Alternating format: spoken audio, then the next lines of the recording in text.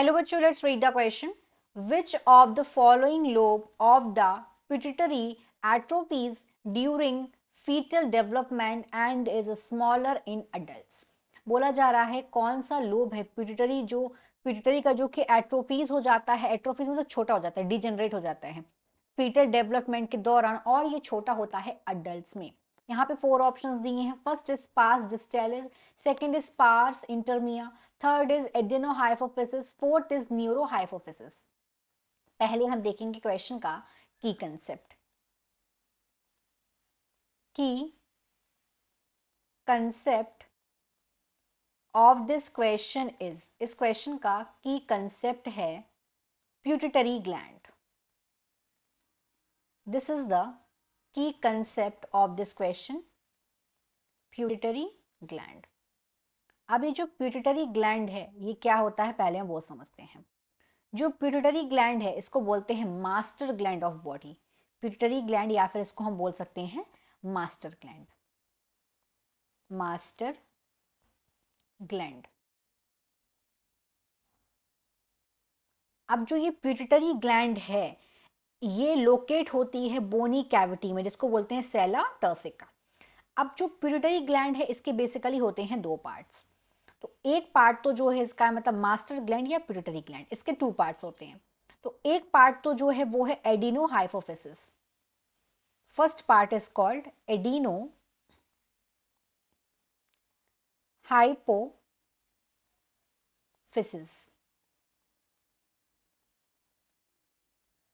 और इसका second part जो है वो है न्यूरोहाइपोफिसिस।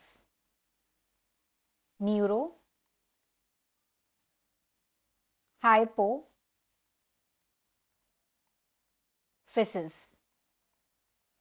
तो इसके 2 पार्ट्स हैं।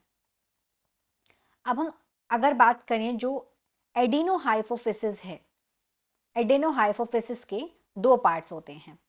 तो इसका जो एक पार्ट है वो तो है पार्स डिस्टेलिस। इसका जो फर्स्ट पार्ट है उसको बोलते हैं pars distalis. Distalis, pars distalis का एक नाम और है, उसे बोलते हैं एंटीरियर प्यूटिटरी। एंटीरियर प्यूटिटरी इसका एक नाम हो रहा है जिसको बोलेंगे एंटीरियर प्यूटिटरी। और दूसरा इसका जो पार्ट है उसको बोलते हैं पार्स इंटरमिया। इसका जो बी पार्ट है उसको बोलते हैं पार्स इंटरमीडिया। इंटरमीडिया और जो ये पार्स इंटरमीडिया है इसका एक नाम और है जिसे बोलते हैं middle pituitary. Middle pituitary, pituitary. तो हमने यहां पे देखे इसके पार्ट्स। अब जो ये न्यूरोहाइपोफिसिस है इसे पार्स नर्वोसा, इसको बोलते हैं पार्स नर्वोसा, नर्वोसा या फिर पोस्टीरियर प्यूटिटरी, या फिर पोस्टीरियर प्यूटिटरी, प्यूटिटरी भी इसे बोलते हैं। अब हम ये देखते हैं कि ये कौन कौन से हार्मोन से सीक्रेट कर रही हैं।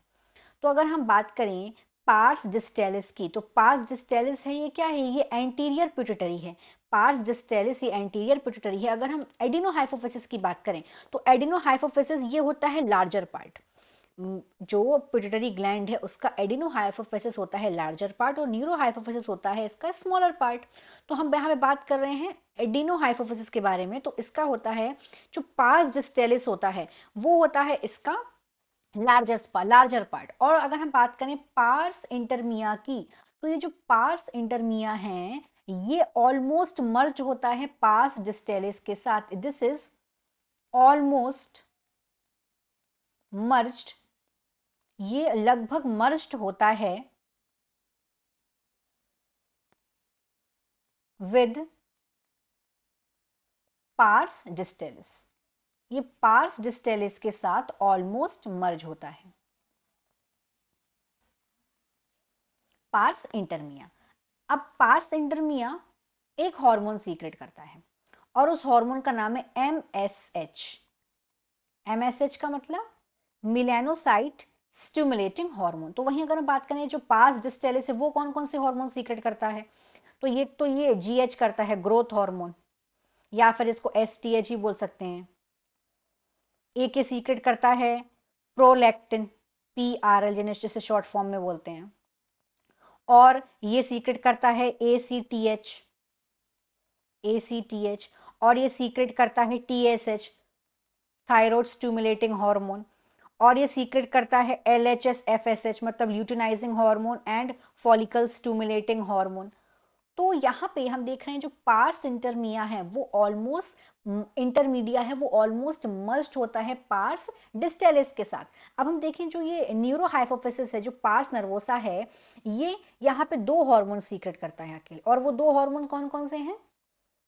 ऑक्सीटोसिन। ऑक्सीटोसिन क्या करता है? कॉन्ट्रैक्शन का काम करता है, यूटेराइन कॉन्ट्रैक्शन का काम करता है और लैक्टेशन का काम करता है। यूटेराइन कॉन्ट्रैक्शन का काम कब करता है? चाइल्ड बर्थ के ड्यूरिंग। और ये एक हार्मोन और सीक्रेट करता है, उसका नाम है वेसोप्रेसिन। वेसोप्रेसिन या फिर ADH, एंटी डाययूरेटिक हार्मोन, जो कि डायूरेसिस को प्रिवेंट करने का काम करता है। तो यहाँ पे अगर हम साइज की बात करें तो यहाँ पे क्या बोला गया है? Pituitary atrophies during fetal development. तो यहाँ पे जो पार्स इंटरमिया है वो ऑलमोस्ट यहाँ पे मर्ज्ड है किसके संग? पार्स डिस्टेलिस के साथ।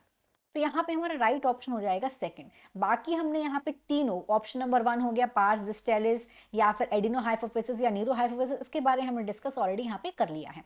सो here the final answer is second, पार्स intermedia. Hope you understood it well. Best of luck.